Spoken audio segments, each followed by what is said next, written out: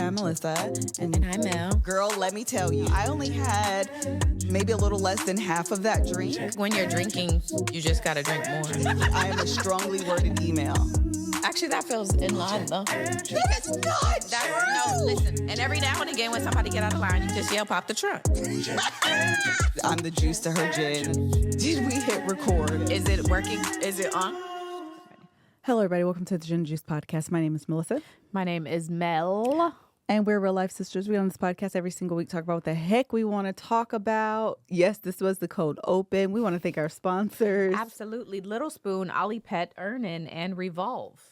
Oh, we got Folk. Hey, all right then. Thank you so much. You'll hear more about them later on in the episode. If you're new here, we start every week with a segment we like to call Long Story Short, kind of catch you up on some of the things that happened over the course of the blessed week. Blessed, honey.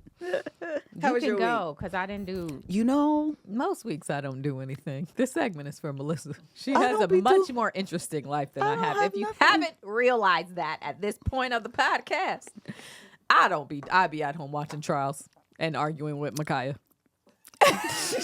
Literally, that's my life. Literally. Those are my stories. What you been doing? Girl, watching Rocky ASAP. Just, that's it. Okay. what you are arguing with Micaiah about? Everything. Everything. Although I will say, I was just telling Liz this maybe yesterday, one of these days, because Greg is Greg. If you're new here and you don't know him, he's another person I argue with all the time. I don't know if he don't like the girl's teacher. He had some kind of issue with the teacher at Micaiah's school. So he then went to the front desk. And I guess after he dropped her off, when did they leave? Whatever day, I think it was Thursday. It must have been Thursday. He dropped her off Thursday. And before he left from dropping her off, he going to stop by the front desk and say, "Excuse me, if there's somebody I need to report, how do I do that?" So I don't know what the lady tells him. He comes home and he's like, "I just want you to know that I asked about this." So when I go to pick her, now mind you, he didn't went on tour now. So I have to go pick her up and drop her off the rest of the days of the week. I go in on Thursday. They didn't pull me into the office. Hey, mom. We just, your husband was here and he didn't tell us who, but we just want to make sure everything's good. I'm like, "Yeah, girl, it's all right." Friday morning, I drop her off. Another teacher has pulled me into the office. "Hey, I just want to say, Greg, you're the dad. He said something, and we want to make sure you guys are so happy. So if there's anything," I said, "if there's something, he going to tell you, because he going to have to tell you, honey." I pick her up on Friday, and another teacher has now also asked me. I said, "Well, look what you have started. You didn't set this fire and then went on tour." That is unfair. And everybody in this school is now looking at me like this. Something happened with this. Mind you, the person he has an issue with has been great to me. So I can't even properly articulate what the problem is, because, sir, I need you to go tell these people why you want to report her, because she nice to me. She ain't never said that sideways. So anyway, those are the people I argue with in my household. It's so funny because it's so unfair to be like, "Hey, you pissed me off." Yes. So I do want to formally complain about it, but it's not going to be today. Yes, literally. He's like, "Oh, I'm not going to do it. I'm not going to give you any details. I just want to know what the process is in the event I want to." And didn't say the name or nothing. So now they're all like, "Who is it, girl?" They're on pins and needles. Good luck. You know, it's a bunch of women in there. But like, "Did he say? Do you know? She only got the 3 teachers. So it's one of y'all 3. Oh, that's so funny. Yeah, I didn't do nothing either. I was at home this week. Joe's homecoming. Joe did go to homecoming. He burned a hole in his shirt. Did I show you? No. Girl. Josiah. I got him this cute little top. Oh, I need to make sure I give you that stuff back. Yeah.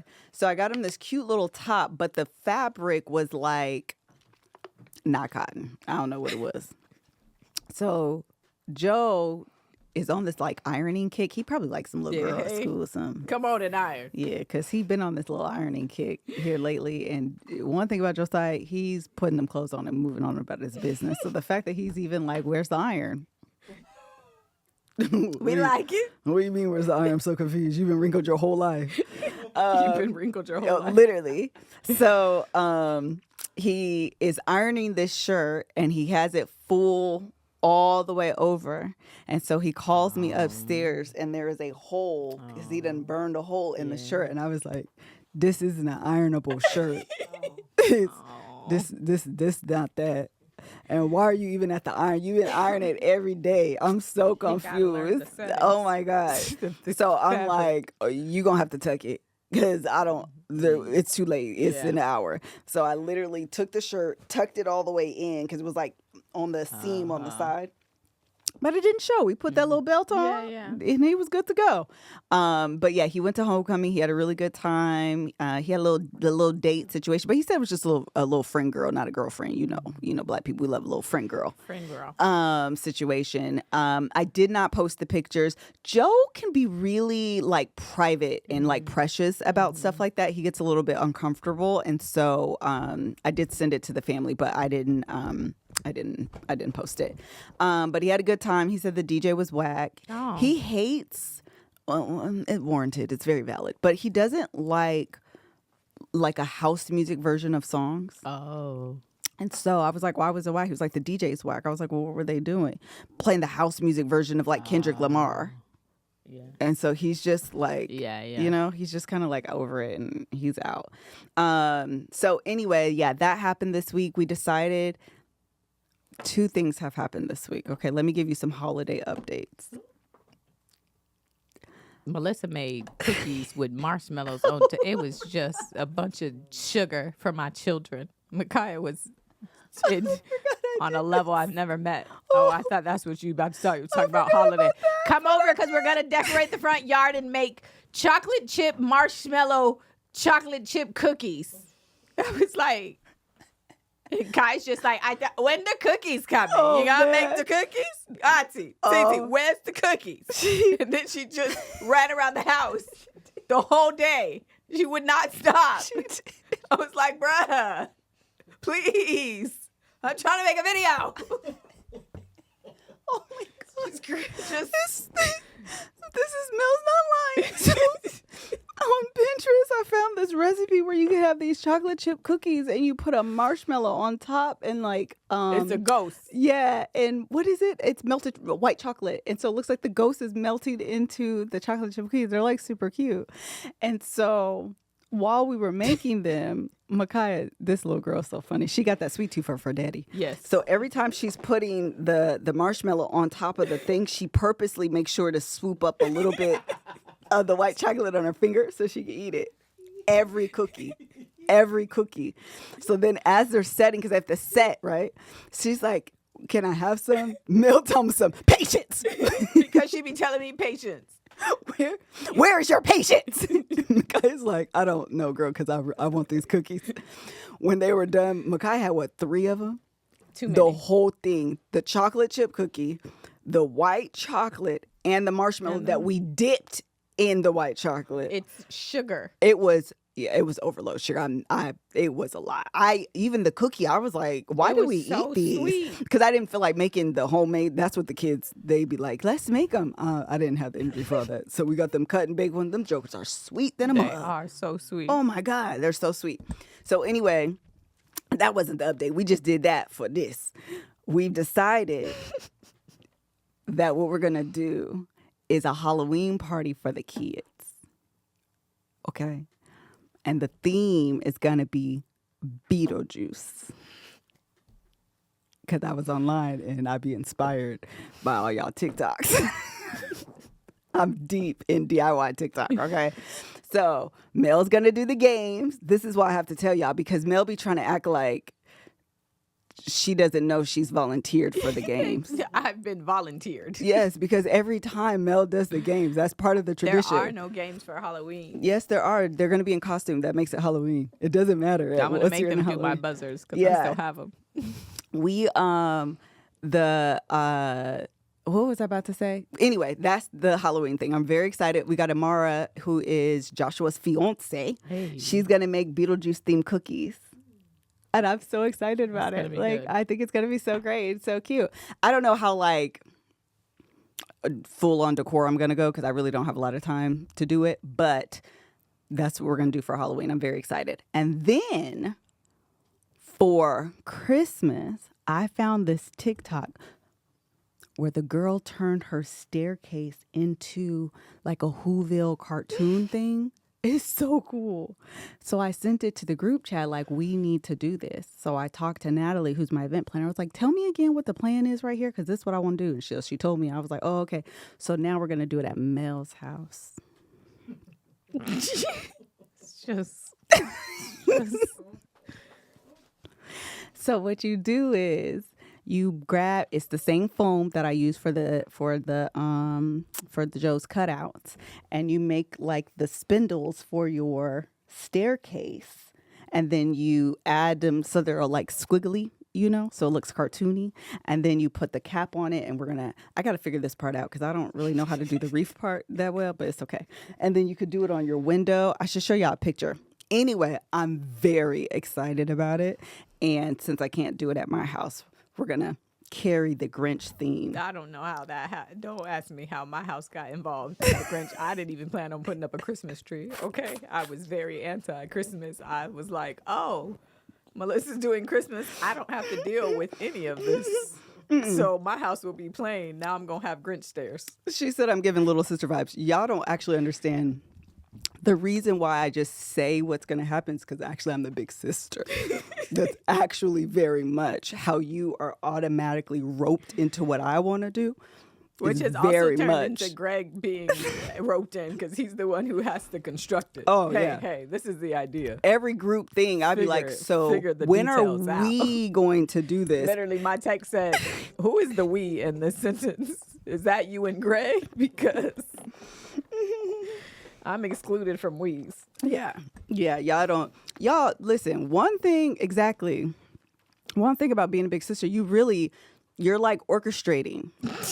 That's all you're really doing. Bossy. Yeah, you're just orchestrating everything that happens. So I have the vision, and then these are your roles to execute what I have in my head. Voluntold, there it is. Yeah. Speaking of things that you're told to do. No, I'm just kidding. That's not a good transition. I just want to talk about the first sponsor of this episode, and that is Little Spoon.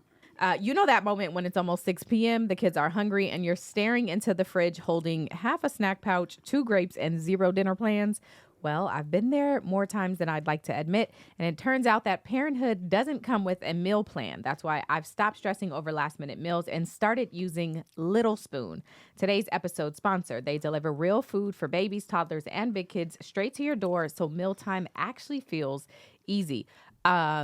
We got Little Spoon in order, and my kids have loved it. It has actually been such a save. They have chicken Dunkers Lunchers.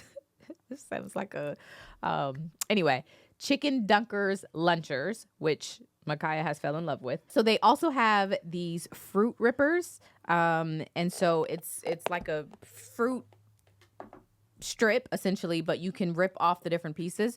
Micaiah has absolutely fallen in love with these. They've been her like snack time after school. Aww. She just goes straight to the fridge and has been eating them. She absolutely loves them. The recipes are made with pediatricians, packed with hidden veggies, and somehow my kids still ask for seconds. Everything made with real ingredients, no artificial flavors, sweeteners, or dyes. It's the rare combo of convenience and healthy. Plus, having their meals and snacks show up on my doorstep every 2 weeks. Yes, please. Whether it's breakfast on the floor or dinner in the backseat, Little Spoon frees up time for the things that really matter without compromising on ingredients. Meal times are one less thing to think about. As we know, that's what we need. That is golden for us. And something else to mention is that Little Spoon is now in Target. So on your next diaper run, you can also grab baby and kid snacks, pouches, yogurt smoothies, and bars. Plus, Target has an exclusive frozen line. Think their cult favorite chicken nuggets, meatballs, and sliders. Find them in the snack and freezer aisles. We are obsessed. Little Spoon is the mealtime hack parents can't stop talking about. Try their no-prep, nutrient-packed meals and snacks for babies, toddlers, and big kids. So get 50% off of your first online order at littlespoon.com/GJ50. GJ50. With code GJ50 at checkout. That's Little Spoon, LITTLESPOON MrsKevOnStage.com/GJ50. And don't forget to use our show's code for 50% off your first order. And I literally, I promise you, Micaiah, my children are in love, and it has made after school snacking in particular really easy for me. So use our code and you'll enjoy it. All right. Before we move into Pop the Trunk, do you want to talk about this Ayesha Curry a little bit and then do it? So Ayesha Curry was recently on the Call Her Daddy podcast with one of the white Alexes. Which one did we just say? Alex Cooper. And I thought it was Early or something. So Earl is the one that's on Dancing with the Stars. Okay. So, and that's why I get them confusion. There's two very popular Alexes on the internet right now. One is Alex Cooper. She is the podcast host. Apparently, she's been doing this podcast since 2018 because Mel had never heard of this woman. Never heard of this show. But she literally has one of the biggest, white female audience podcasts. And I just need to understand how. Hey, Alexes that are popular with podcasts, how did y'all do it? Is there a playbook? Just tap me in because I want to understand. But okay, this Alex, everybody is tuned in to watching this. Is it weekly? Well, and it's interview style. I've only watched two podcasts, so I don't know. I watched the one she did with Huda. She did one with Huda? Yes, after the name of that show is Love Island. Why did she get to do one with Huda? Because she is huge. All right. She did one with No, that's not true. Actually, I listened to 3 podcasts. She had Kamala Harris on her podcast. Kamala? Sure did. I listened to that one. I listened to Huda, and I got 20 minutes left, and I listened to Ayesha Curry. Who is her audience, you said? Who's listening? What are women? I need her demo. Her demographic is white women. Huh. The whites be listening, and they were pissed off about her about that Kamala interview because they all thought she was conservative. Oh, and then she basically kind of outed herself and women's rights and all these things, and they was upset with her. I need to listen. I need to go back and watch the early episodes. Oh, and she did. Oh, actually, I didn't know that. They said she had Cardi B, she had Sierra, she had. She's the one who did that Cardi interview recently. With Cardi in the little schoolgirl outfit? I didn't watch it. I've only seen Cardi in a schoolgirl outfit. She did just recently have Cardi B on. Is that her in the schoolgirl outfit? And she had the glasses and on. And she had the little, she did it. She sure did. Who is she? So Why her? So she has a little bit of a documentary. I didn't finish it. I was actually just more kind of curious because I was just understanding who this woman was. She has a doc on one of them streamers, child. And from my understanding, or from what I remember, she started with a partner, like a co-host. Okay. But what kind of separated her was she had a how to give a really great blowjob episode. It was her whole that was her shtick, that was her thing. Yes, it was very raunchy, very sexual, very I give the best blowjobs and I'm gonna teach you how.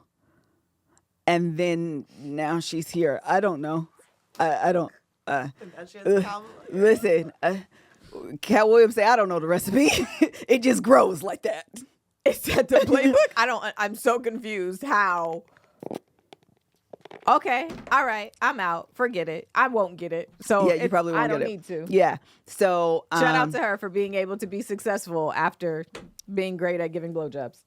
Correct. Okay. And I think the podcast host, the co-host, is gone. I don't know what happened to her, but she ain't here no more. And now it's just this girl, and she be touring. And she be making that money. I was gonna say, it looks like she gets millions of views. 100%. 100%. I didn't know she had all them other people. Wow. Okay. Yeah, they were on Horrible Decisions. Oh, these two, the original co-hosts were on Horrible Decisions before? When the early days of Horrible Decisions, they had the two co-hosts of Call Her Daddy on, or they were the Horrible Decisions before Horrible Decisions was Horrible Decisions. Does that make sense? I don't know who came first. Horrible Decisions is still around, isn't it? They're called Decisions now, but yes, they are still around. Okay. Low key though, I feel like Horrible Decisions was first. I feel like I remember listening to Horrible Decisions way before 2018. Matter of fact, I know for a fact Horrible Decisions was here before 2018.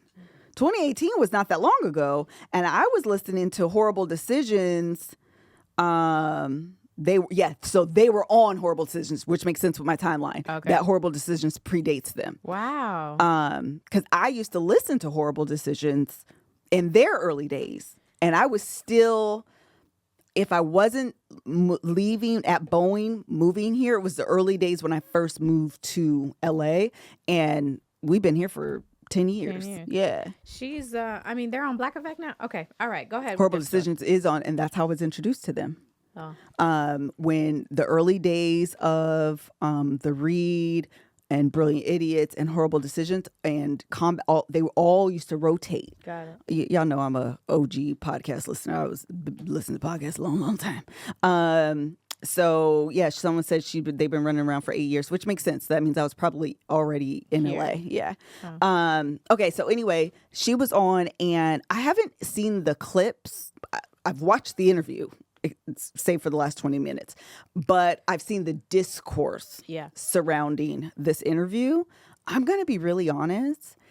If you have an opinion based on the clips, I would advise you to watch the interview. Because it's not a lot of hoopla. It's really not. Like, there is nothing she is saying that is provocative. There's nothing, like, what did you think of it?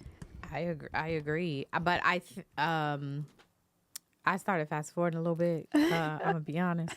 I put things in 1.25 to 1.5 mode. I should have. The clip that I saw going viral, I think I did watch that part, though. And it just seemed like the lead, it actually reminded me of a conversation I feel like we were having not too long ago. Literally, Melanie. And I was like, I don't know why this is so bad. This woman is talking about, you know what she's talking about? Being more than just the mom. I'm going to tell you. And having the ambition of wanting to be more than just the mom. And this is what we were talking about. We were talking about the Cardi B thing. And what we said was there are some people who dream of being a mother or a parent or whatever, and they are okay with wrapping their identity in that. There are other people who that is not who they are. They don't want to wrap their identity in that. And so when because becoming a mom can be so all consuming, it can feel like you have lost yourself outside of motherhood. And so it sounded like she was just saying that's what happened, and she has a desire to do other things than just be Stephen Curry's wife and the mother of his kids. Literally. That's okay. This is what I want y'all to know. This is the long and the short of the conversation. We teach girls to shrink themselves. Oh, come on. To make themselves smaller. To make themselves smaller. We say to girls, you can have ambition, but not too much. You should aim to be successful, but not too successful. Otherwise, you will threaten the man. Otherwise, you guys know the Beyonce song. Because I am female, I am expected to aspire to marriage. Yeah. I am expected to make my life choices, always keeping in mind that marriage is the most important. Now, marriage can be a source of joy and love and mutual support, but why do we teach girls to aspire to marriage, and we do not teach boys the same? Oh, it did finish. They finished that whole thing. Yeah. And the fact that a woman is simply articulating that I have ambition, that I have dreams, and that I aspire to be more than, and mind you, again, watch the whole interview, she's not knocking marriage. She's not knocking motherhood. She's not like being condescending. She's not regretful even. She's simply saying she got married really young. And before she got married, I wasn't the little girl that, these fairy tales that they put in socialize women to young girls that you need to imagine your wedding and going down the aisle. I wasn't playing wife as a kid. That wasn't me either. And there's nothing wrong with that. Yeah. There's nothing wrong with that. So she's saying she had dreams and ambitions before she got with Steph. She got with Steph. He becomes this mega star. She gets pregnant really early after they get married. And she's like immediately without thought. Literally without thought, lets all of that go Yeah. and assumes the role of mother and wife. Yeah. She gets a little bit older and she's like, actually, I wanted to do more than this. I have an entrepreneurial spirit. Yeah. I'm a smart girl. I've always wanted to work. Yeah. Oh, that's good. Kimberly Rivers said, it's basically shut up and dribble, except for women. It's hush and tend to your husband and kids. Amen. And be grateful that you have a husband. Yeah. And be grateful that you got kids. Yeah. And don't let the man have some money. Oh, man. You don't even have to work. Oh, my gosh. But what if I wanted Hey, to? but what if I want to? When Kev loves to say he'd just be making the joke, but I need y'all to know I paid for that wedding. Okay, I need y'all to know because it was important to me. Right. I was raised by two people that didn't have much, and they made sure to tell me and my sisters, contribute to your household. Yeah. Make sure you always got an income. And that's in me strong. And I don't care what the internet have to say about it. There's a work ethic in me that won't allow me to not do. It just is the reality and the truth of the situation. And the problem is misogyny and sexism will say, your husband make money, why can't you just sit down and do nothing? And then them same people will turn around and call you a gold digger. Yeah. You don't do nothing. You don't do nothing. Y'all want me to work or you don't? I don't know what to do. Because it's going to come either way. It don't matter. You can't make folks happy. You really can't. You can't. You really can't. And especially at the beginning, she tells the story of how they met. It was so sweet. It seems like she likes the man. Everybody is convinced she hates him. And I'm like, I think she actually likes him. Melanie, what I found to And be he clearly fascinating. loves her. Fascinating is she said, I wish I could relive our first date. First date. I wish I could watch it from a bird's eye view. It was just so cute and romantic and young. I was like, oh, she loves him. And the clip about him not understanding Was so relatable. Kevin Fredericks doesn't understand. I was like, what world are these people living in where y'all got different men? a lot of men Where y'all get them at? are solution oriented? This isn't 100%, but a lot of men are. Where a lot of women, I'm certainly one of them, I will know, for example, I posted on Threads. I deleted it because if I got one more, just use pumpkins. Girl, I had already decided I was going to do that. Thank you for this revolutionary idea. I'm making a joke about, girl, I want to decorate for Halloween. All I see is death and tombstones and skeletons. Ha, ha, ha. This is a joke really about why do you feel this strong conviction? Yeah. The church girl in me will not let me put a tombstone out because I feel like it's too close to speaking death over my family and I can't do it. But I really wanted to do, maybe I should have said traditional Halloween stuff. Pumpkin is the fall part. Obviously I can do that. That's what I decided I was going to do. I wanted to do the mummy thing and and then I was like, girl, I can't do this. I just can't. But you get all of this, like, you can just use a pumpkin. Thank you so much, genius. The point is that I think for people, they think they're helping or they see a little piece. That's where I was going with it. They see a little piece and they don't see the whole picture. Yeah. And then they're offering or saying things and it's not true. What she was saying was that she gets commentary online and it hurts her feelings. Yes. And as a woman, sometimes she just wants to sit and talk about, and they pissed me off and they said this about me and my feelings are hurt. And I just want to sit here and sulk and be sad and drink a glass of wine and complain. And his energy is, well, it's not true. So who cares? Let's move on about it. Yes. That's what she was saying. And he just doesn't understand because sometimes as men, they're like, well, if it's not true, move on. Yes. Solution based. They're solution based. Delete it and move on. Delete it and move on. And you're like, but my feelings but are how still I feel hurt. about it is that I live this life every day. Well, I mean, it's the reality of being on the internet and being subject to people's thoughts that they want to share with you all the time about you. It's the reality, right? She has those feelings, and Steph is like, I got basketball practice at 2.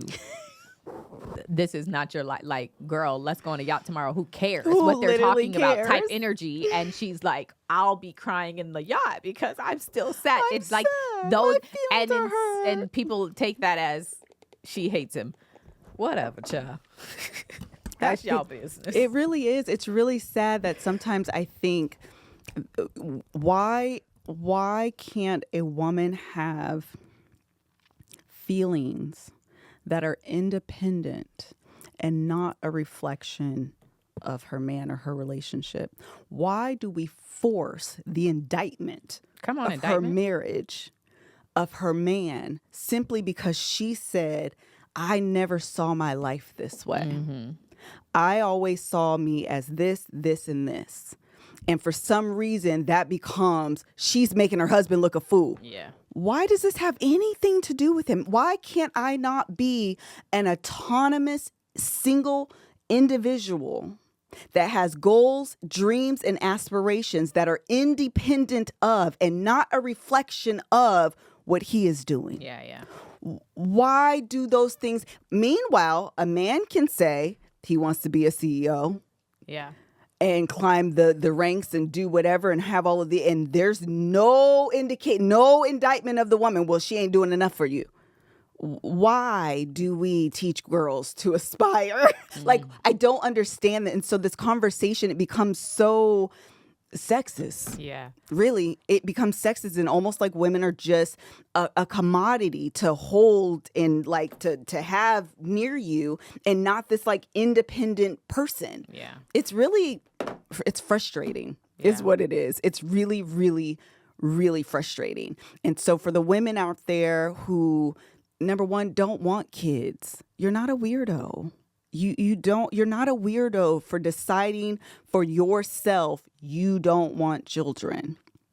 For the women out there who have children and are asking yourself, man, is there more than motherhood? Mm-hmm. Am I just a mom? Is there something else I can be doing to fulfill what I want to do outside of my children? Because be clear, rearing children is not lifelong. It's a good long, but it's not lifelong. And if you can't see what you want to do or your life shatters because your children decide to move out, you didn't invest in you. Yeah, that's true. And you have to remember that you are a whole individual apart from your children and apart from your husband. And there's nothing wrong with that. Yeah. You will not be shamed into thinking your entire existence needs to be attached to the title of wife and mother. Yeah. Yeah. And for the good aunties out there, good for you. And for real. For real. Let's talk about being an auntie, paw parent. Amen. That's what Joe is. He's a parent, is what we like to call it. Every time he goes to the store, he buys Monty a toy or some snacks. Some child. He is the best parent. And that's because your dogs, they're not just pets. They're part of your family, okay? The other day, let me just tell you the story right quick. The other day, I was pulling out of the garage, and somehow Monty followed me out. I didn't see him. And you know, nowadays, when you back up, you have that camera thing. So when I put the car in reverse and the camera popped up, I saw him, like, it's like when you're doing this and you look and you're like, did I see Monty? Yeah. That's what I did. And so because I'm looking, I don't see him. I'm like, oh, that's weird. Maybe I didn't see him. I back up. He's sitting right at the front of the car, staring at me. I could have cussed him out. I could have cussed him out because I'm like, do you even realize the danger that you were in? Oh, man. And then I would have been the one to end your life? Yeah. Oh, man, the trauma of it all. Monty, you finna get cussed out.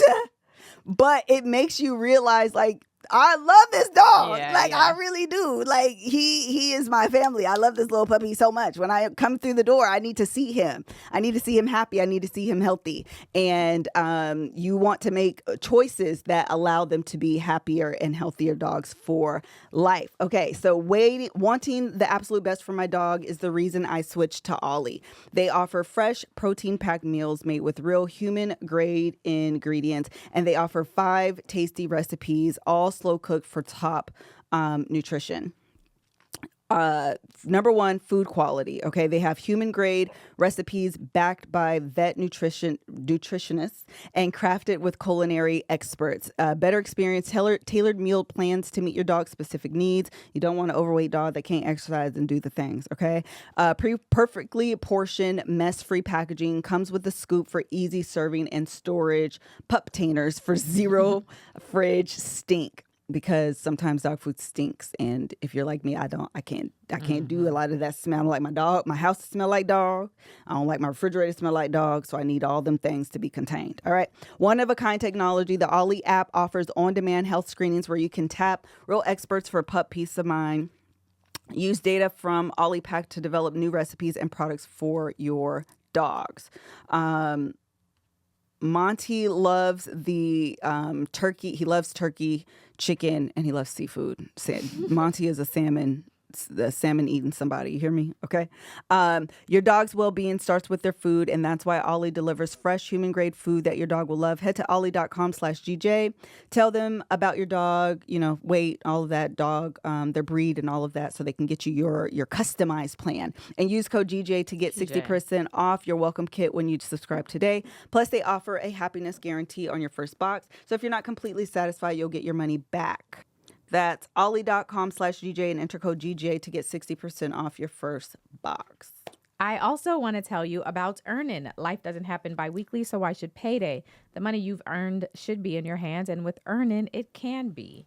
Earnin is an app that lets you access your pay as you earn it up to $150 a day with a max of $750 between paydays. Just download the Earnin app and add your info, then start accessing your pay as you work and leave an optional tip to help keep the app running for everyone. Any money you access plus tips are automatically repaid from your next paycheck.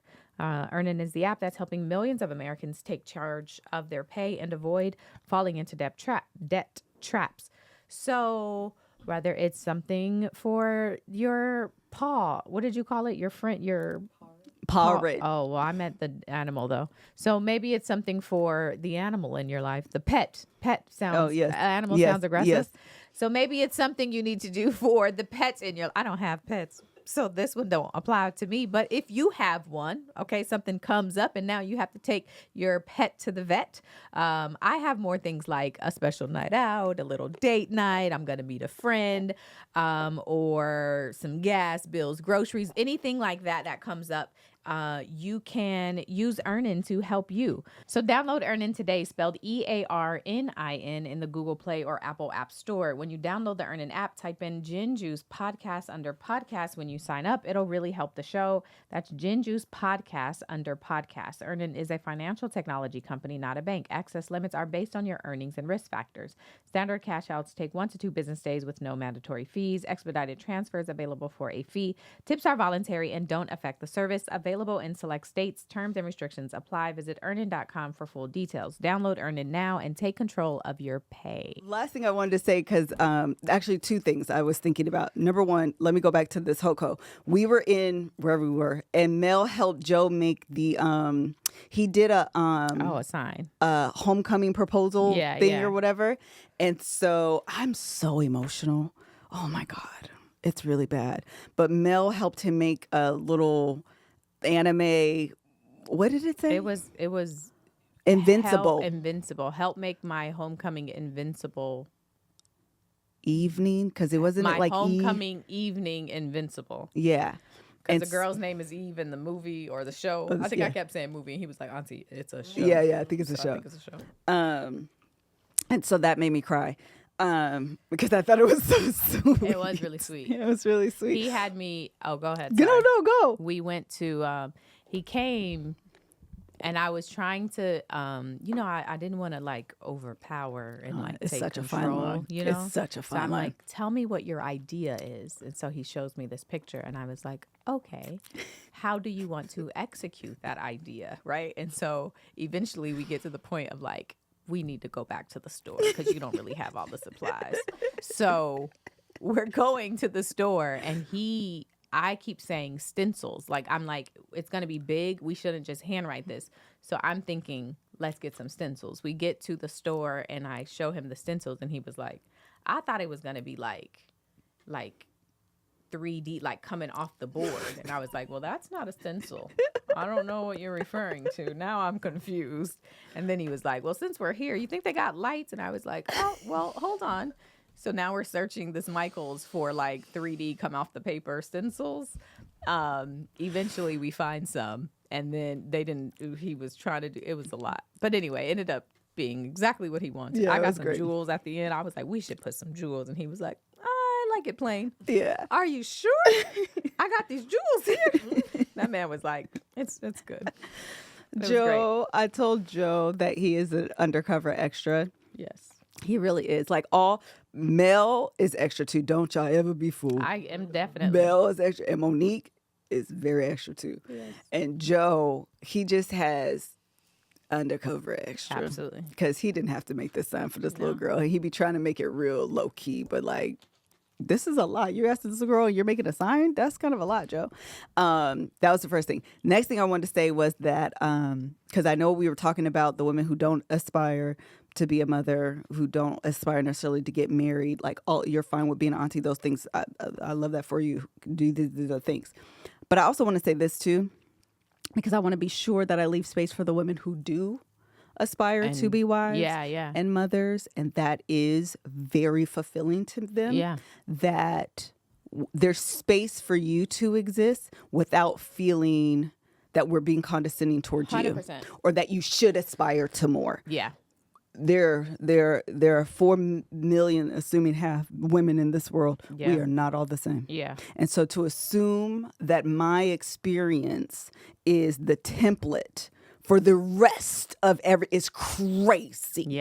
And very very self-centered. And so I just want to make sure that there's space for like whatever your vision and your life dream looks like, that there's space for you to exist, and there's space for you to pivot and change your mind. Totally. The way you were saying it at the end, I don't know if it's going to match exactly, but it's like... Well, what I mean is... Go ahead. Well, I was just going to say, it reminds me, it's like Black Lives Matter too, not only Black Lives Matter, right? Like when the point of Black Lives Matter is that like we matter too. It's not to mean no one else matters. Very good. And so in saying that women exist, people exist who don't just with my quotes here, want to be mothers, doesn't mean that there are not women who want to be mothers and enjoy that. And that is just as fine as it is for the women who don't want to only identify as a mother, however the phrasing is. The point is not to exclude or demean or diminish either of those. Both experiences can exist, and that is completely fine. And just because mine is mine don't mean it has to be yours. Yeah. Okay. I want to make sure I say that. It is very much so, Kenneth Hall. It is very much so, Kenneth Hall. Who is Kenneth Hall? He said that's very white woman to like, got it. To center what you want. All right, moving on. Hi, Melissa and Mel. First, I want to start off by saying that I love you both and I love this podcast. But I am here to pop the trunk on men that are under 5'8", aka the short kings. So, I am a woman that stands proudly at 5'10", 5'11" on a good day. And I prefer my men to be my height or taller, right? I may make an exception for somebody that's 5'9", maybe 5'8", but I prefer someone my height or taller. There is a guy that I met in college. He just expressed his interest in me. He's about 5'5" or 5'6", and I told him I wasn't interested, and his height being one of the reasons. And he was so hung up on the height thing, like he straight up called me shallow, and I don't think I fit in that category. I really don't. I'm an affectionate woman, so I would like to lay my head on my man with ease. Like, I want to lay my head on his shoulder, on his chest. Whereas with him, I feel like he will lay directly on my chest, like on my bosom. And it'll make it look like I'm breastfeeding him or nurturing him. Like, See, I'm this not his started mother, off and so I don't have good. any titty milk for him. So it would just make things a little bit uncomfortable for me. And there are plenty of women that are 5 feet or 5'5" that would fit for him, right? And I get it. There's a lot of short women that prefer men that's over 6 feet, and I would never understand that. Call them shallow. Don't call me shallow. Call them shallow. What? I mean, I'm popping the trunk on him and On you. No, Because that started off so fine. And I didn't listen to your whole thing. And I don't know if that's the pop the trunk I was going for. But however, at the beginning, I was like, oh, this is good because I would love to have a conversation about preference. And it kind of goes into Love is Blind. I would love to have a conversation about preference. Why did it get so shady at the end of that pop the trunk? Girl, short women caught a stray. I mean, She started off so nice to the short kings, but somewhere along the way, y'all got lined up too. The only thing is, I actually think she has a point in this preference in also being a tall woman. Mm-hmm. I think the point that if you are 5'5", the brown eyes. 5'3", you can do a 5'8", 5'9", 5'10". You don't have to be like 6 feet and 6 feet only. You gotta leave. We gotta leave it for the 5'10", 5'11" women because they actually probably want a 6 foot, 6'1", 6'2" man. Yeah. I understand. He like you. But I know. Give him a chance. What I was tripping on was like, but he like you, but also you don't gotta like him You back. sure don't. Which leads into Love is Blind, Just honey. because he like you don't mean you gotta like him bad. No.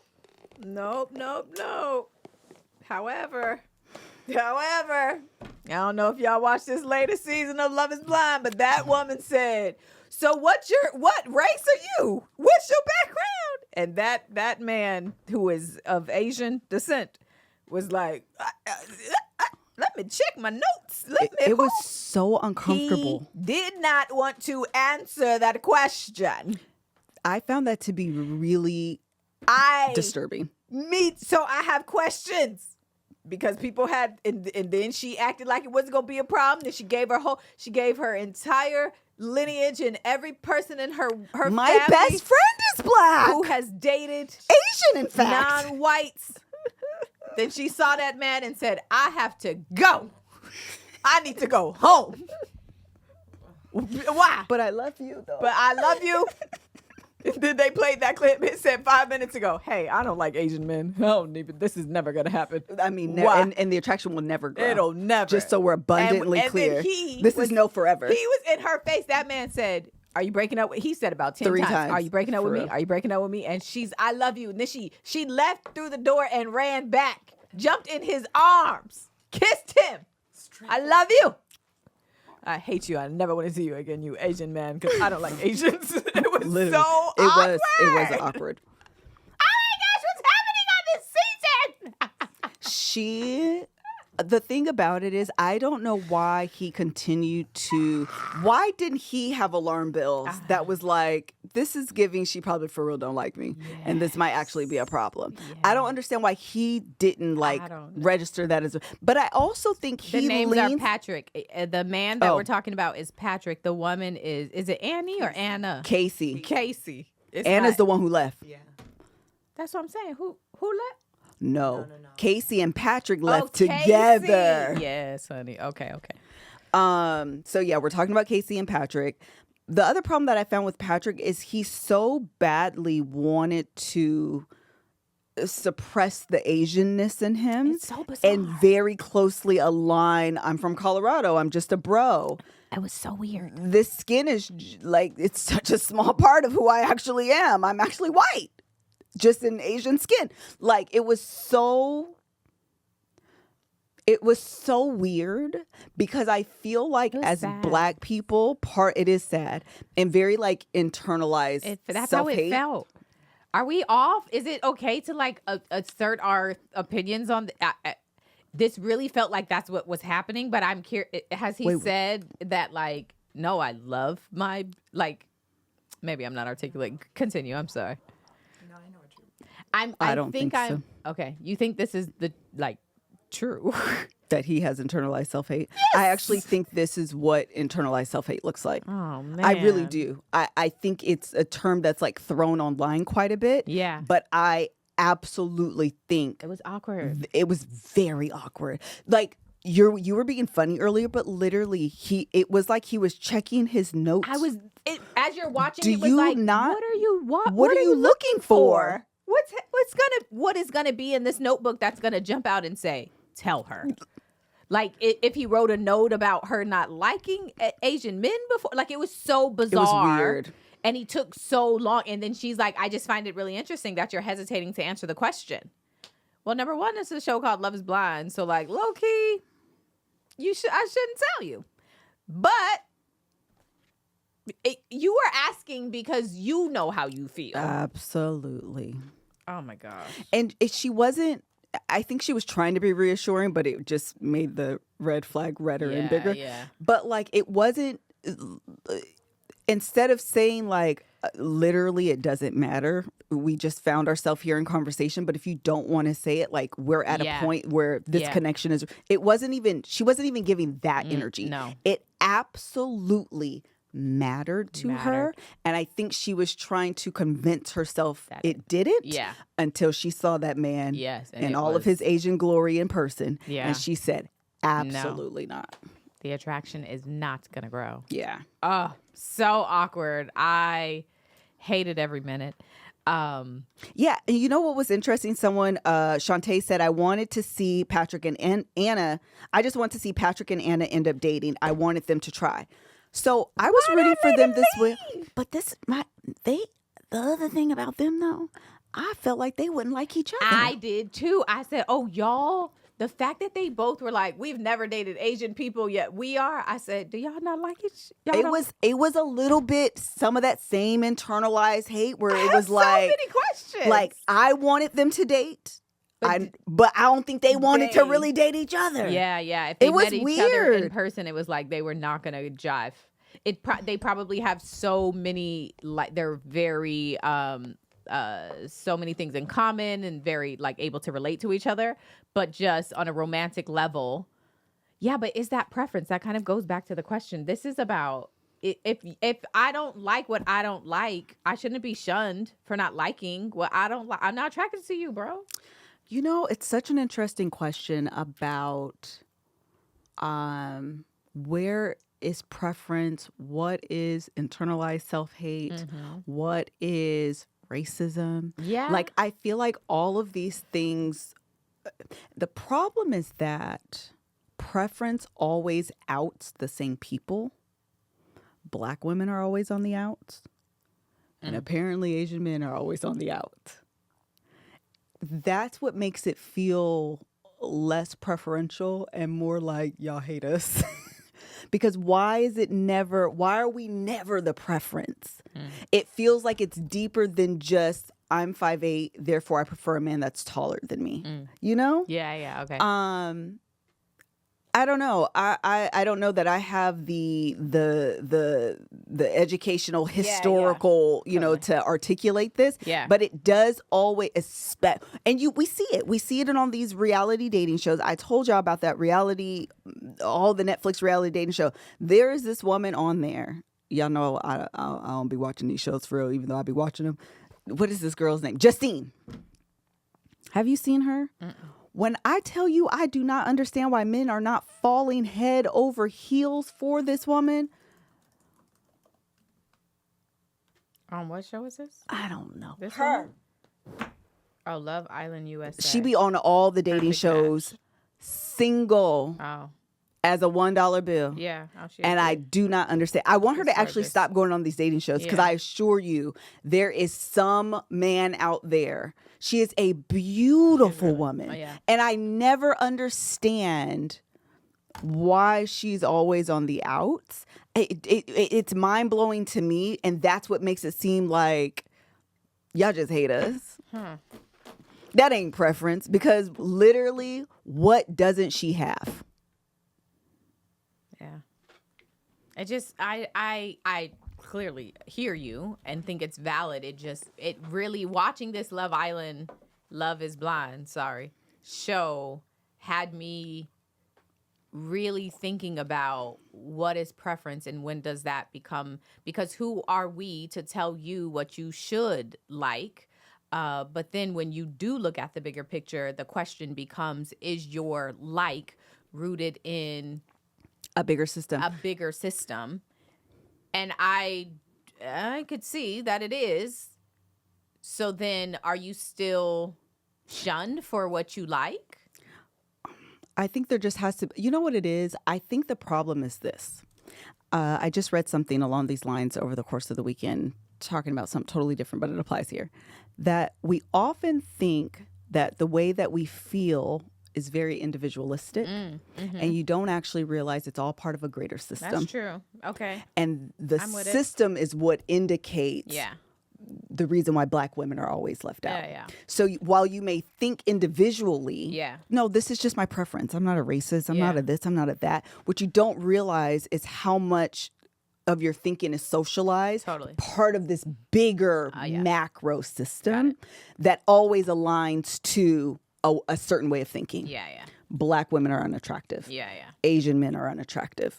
Whatever. I'm throwing in the Asian man because that's how he was feeling. I'm not finna talk for y'all. I'm finna talk for this Black women because I know that story, okay? And especially if you're a brown-skinned Black woman. Yeah. You're always outed. That is not individualistic. Yeah. That's part of the bigger system. 100%.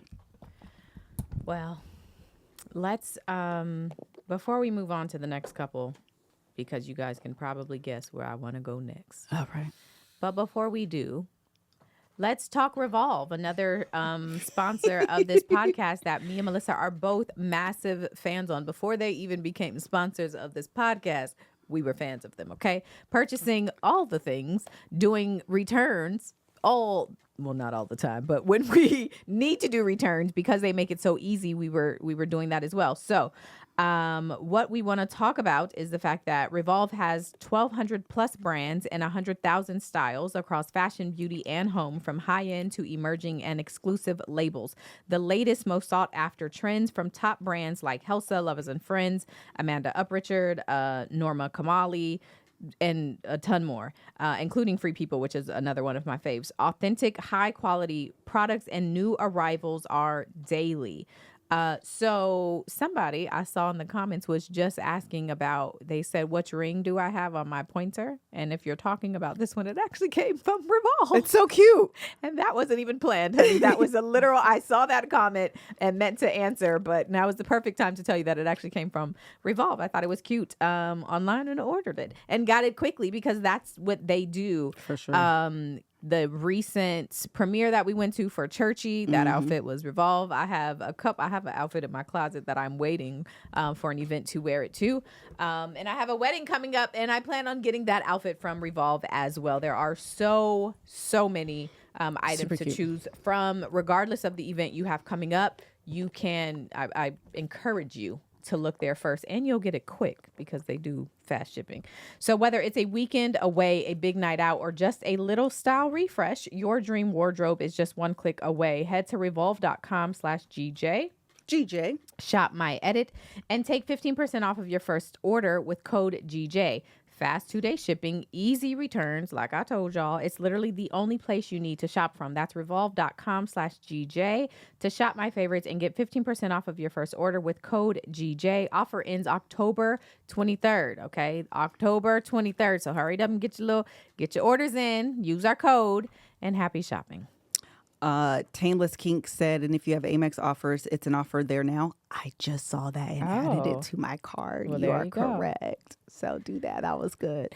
Who you want to talk about, Mel? Now, there is a Black couple on this show. Go to him. Her name is KB. KB. KB. And his name is Edmund. And I think that, this is what we're going to say. I think that the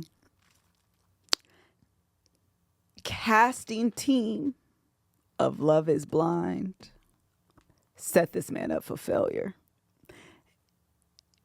And the comment and embarrassment. yes. Because let's assume, okay, because we don't know.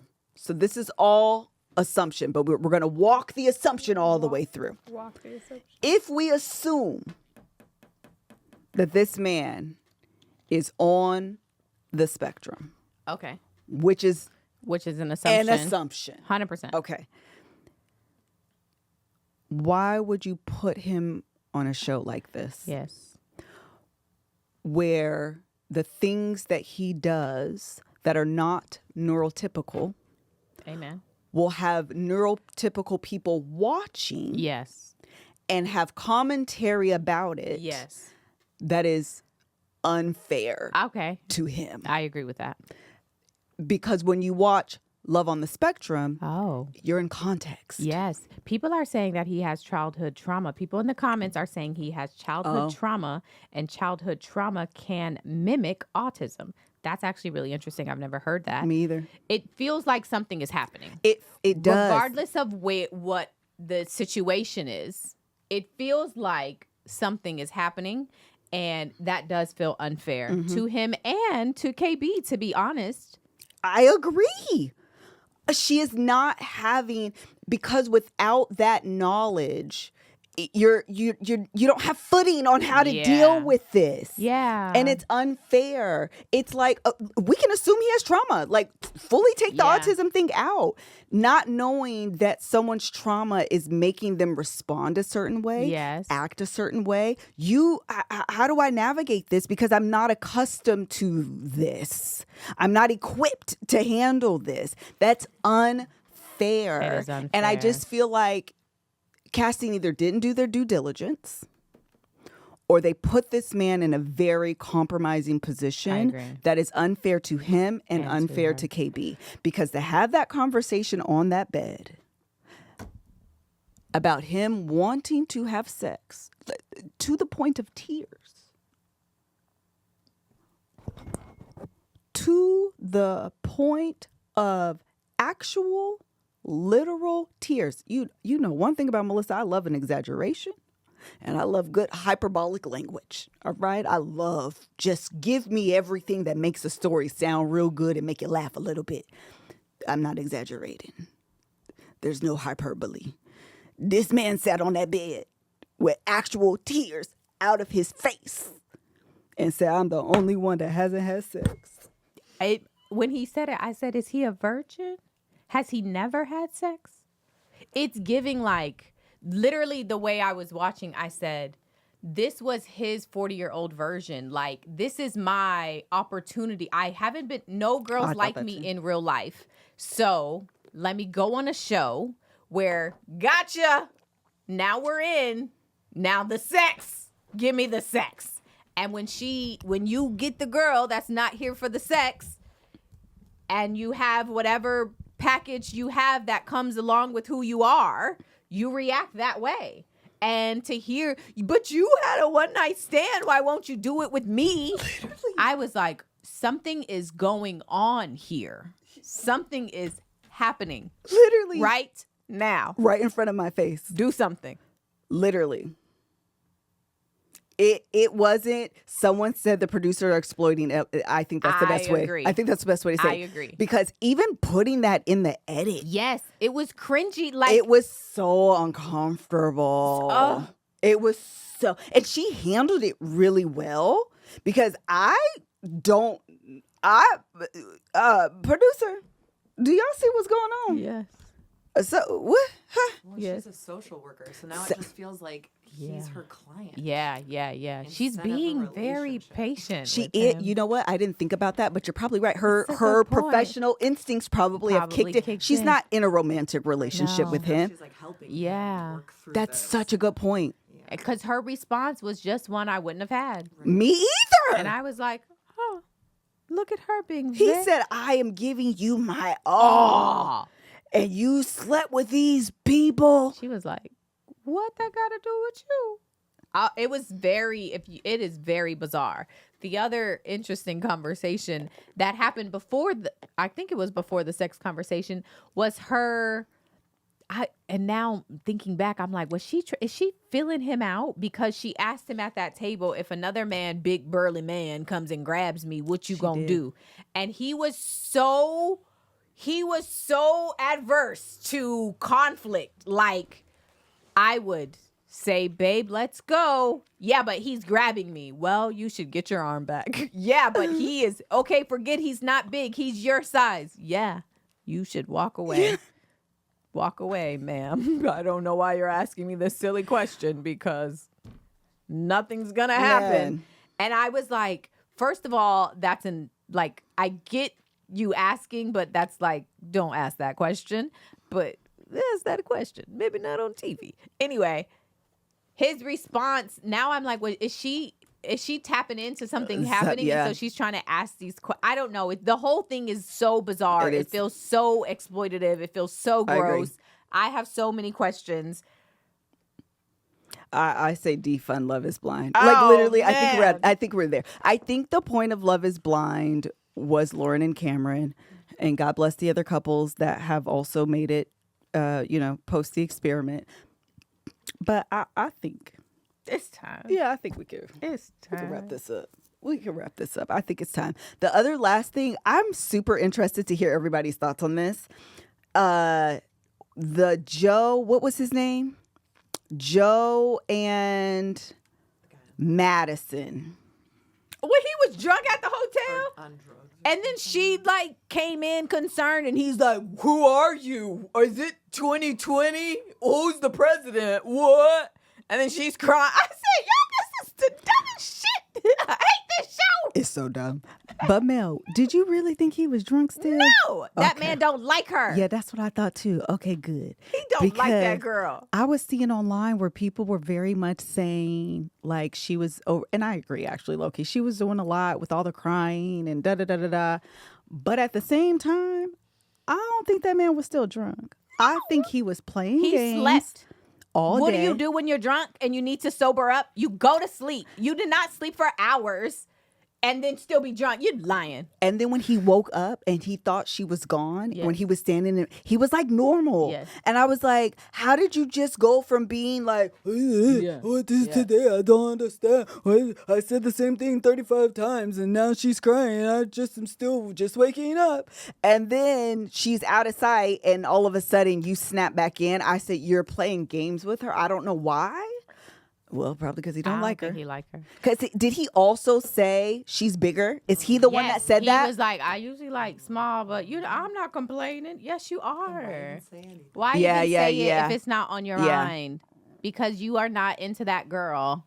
That's what's happening. People are saying that they thought he was on something. I did too. When he kept asking the same question like 10 times, I said, or maybe he's high.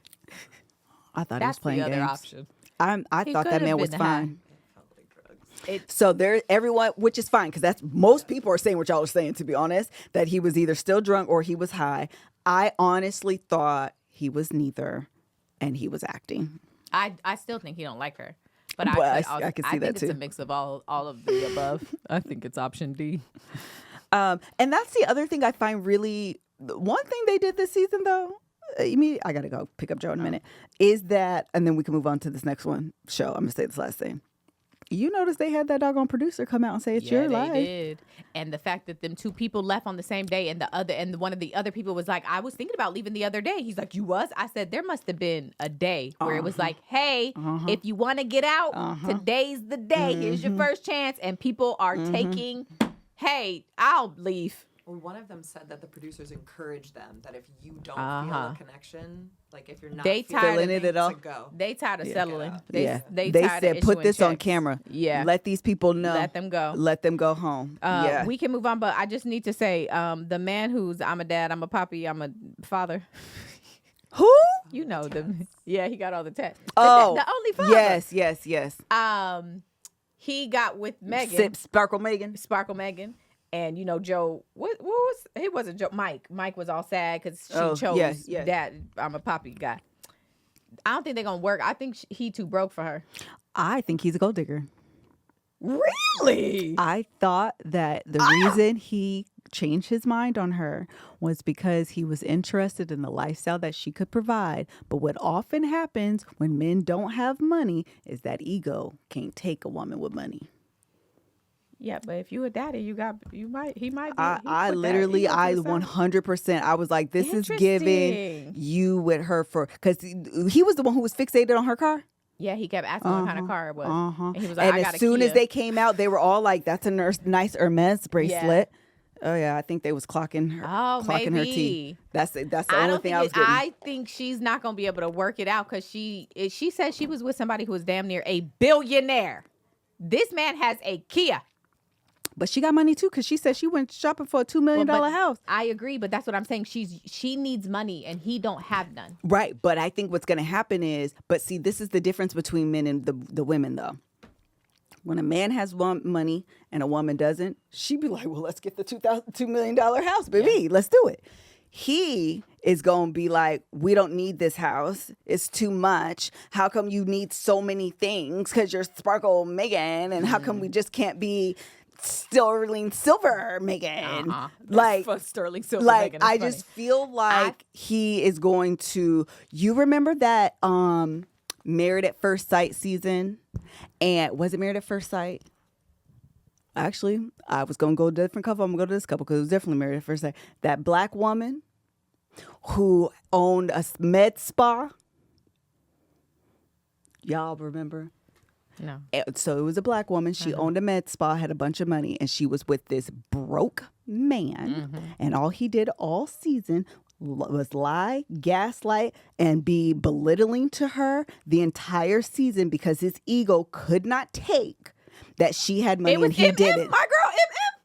Yes. Oh, that's right. Because at the end, remember, she was like, Oh, I know the letter. Yes. Oh, I know the letter. It was her. Oh, I didn't know.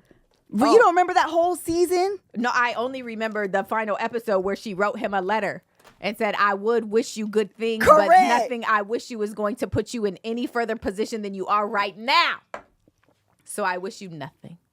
That whole season, Dust. he was condescending. He was. was belittling. He was okay. He was gaslighting. Oh, that's my girl. And he could not take. It was like, you're gonna, what is it? You're gonna cater tacos. We could just make tacos. Yeah. Why does it have to be all of that? Why can't we just make tacos? I feel like that's the energy he's gonna have. She said, I would wish you well, but my well wishes won't be what gets you any further than where you are in life. So I wish you nothing but the worst. I said, bitch, why would you say that to anyone? It is now my pinned tweet because that is how I feel about everybody. Listen, I wish for good things. I wish good things for good people. For the rest of you, I wish you nothing but the worst. That's stupid. Oh, it was like a villain. It was like a villain line. It was Because why would you say it was two parts though. I would wish you the best, but my well wishes won't do anything extra it's for not you. gonna help you. And that wasn't the end though. No, and so instead, what I wish will you offer nothing is but the worst. the worst. So good. She gave him advice and said, and I won't even send you a bill for it. I won't even invoice you. Oh, that's the best thing. If you haven't seen this, the best thing I've ever seen in my life. Okay. The thing we can leave on, because Love is Blind is going to be a time. We're going to talk about that again. We don't have to talk about Salt Lake City, but it's my favorite. It's the best thing. And when they were at that table and Lisa Barlow said, I live a different life than all of you. and Heather or Whitney, one of them was at the table, and she was like, we're the same. Like, No, you don't. bitch, we both have thigh-high boots on. What are you talking about? It was just so, Lisa Barlow is so funny. And then she had a whole party with Dismissed on poster board. Dismiss. But the lawsuit ain't dismissed. All except for that one. The last one is not dismissed, girl. Like, oh, I love that show.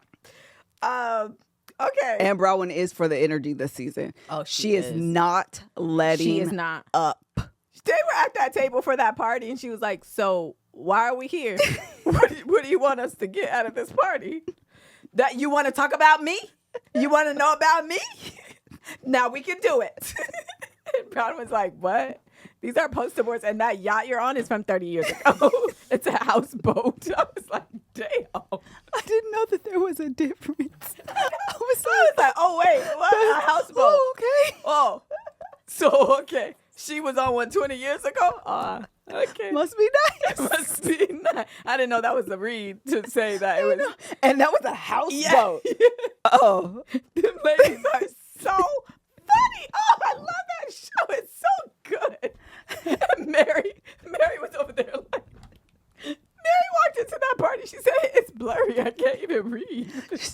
Where's the clarity? It's hurting my eyes. I can't even read this. What? Everybody is silly on that show.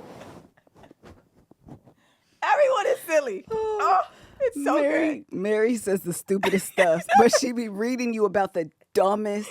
And she be like, Why is that frayed?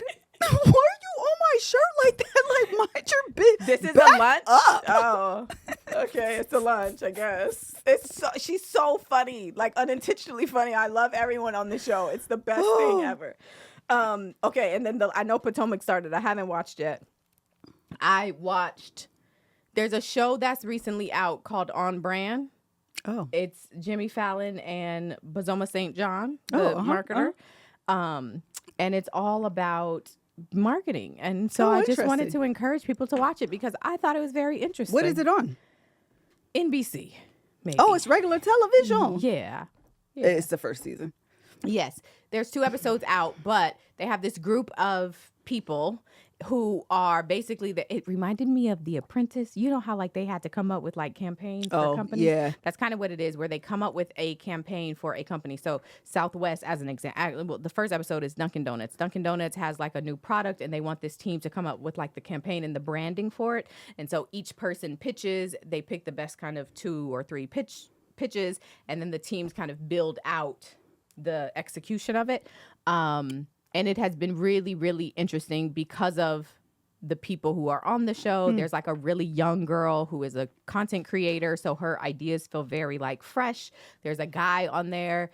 They seem to be the best one so far. There's also a professor, which is really interesting to see because he teaches marketing. But what's really clear is that I don't know if he's old school, and it feels... It's dated. Scary to think that he's the one teaching marketers marketing because you need the real life today, and he doesn't have it. And so his ideas, his execution has been bad. So anyway, it's a fun show if you are, they're saying and Peacock. It's a fun show if you want to tap into something new. Okay. Very good. Last thing I want to say, we are in the middle of a literal actual government takeover. Oh, Lord. And so I have decided that I needed to review history. And so I started watching all things about Nixon. Richard? Yes, correct. Tricky Ricky. And, or whatever they call him, Tricky. Oh, that's it. Oh, because Dick is a nickname for Richard. I was like, I don't think it's Ricky, but I couldn't think of what it was. That man was crazy. Was he? Yes, the Watergate is crazy. Oh, I didn't know. Melanie, somebody's wife was kidnapped. I will spit this water out. What? Yes. On behalf of him? Yes. To prevent her from talking. This is great. Because she knew, like, literally, I was like, Mel you can't do I'm not a lawyer because it's old, but like. No, I would. This is rich. Melanie, kidnapping happened. There was burglary. Well, that's what started the whole thing off. But the man was so paranoid, he taped, what's the word when you record voices? A recorder? Sure. He had recorders all throughout the White House. So all his conversations were recorded. And then when they subpoenaed to have the tapes, they removed 18 minutes of it. That's funny. And they still haven't been recovered. I was going to say, today. and they've never been heard? No. This is great. It is. I'm about to send you. So I started watching The President's Men or something like that. All the President's Men. One thing about Leah, she be doing the stuff. She gonna know it every time. She be knowing the ain't no stuff. Fantasia won that season though. You let me sit up here and say that and that wrong information. So did I in real time watch that whole first couple seasons. Say me too. No room in either. We was just in here wrong. One thing about it, I watched that in real time. Anyways, yes, he bugged. So I started watching All the King's Men. What? All the President's Men. All the President's Men. Yeah, I think whatever it is. And then The Post. And then I was like, you know what? I need a little bit more context before I go into it all the best. So I went on TikTok. Oh, Lord. And these 2 girls did a little like summary. Oh, really? Melanie, so that was really going on in the United States of America. Wow. So good. And now I'm convinced something's happening right now. That's all I actually wanted to tell you is catch up on the Watergates. All right? Catch up. And then assess what's happening right now. Something's happening. Well. Somebody's being kidnapped right now. Somebody's being kidnapped? Somebody's being kidnapped. Currently, as we speak, that's all I'm saying. Somebody knows something, but they ain't gonna be able to say it. Believe it. I believe it. All right. All right. Bye. She said it already happened. It did, but still catch up if you don't know about it, though. Hilarious.